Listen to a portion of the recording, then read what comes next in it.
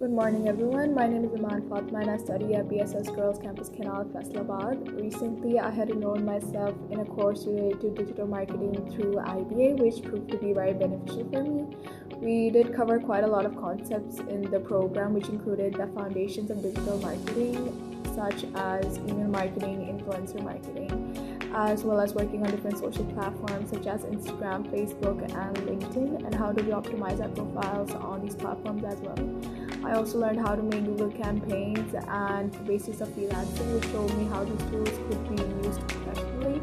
Overall, they improved my practical skills, improved my online presence, and also improved my confidence in working with digital tools. Most importantly, it opened my mind to future career opportunities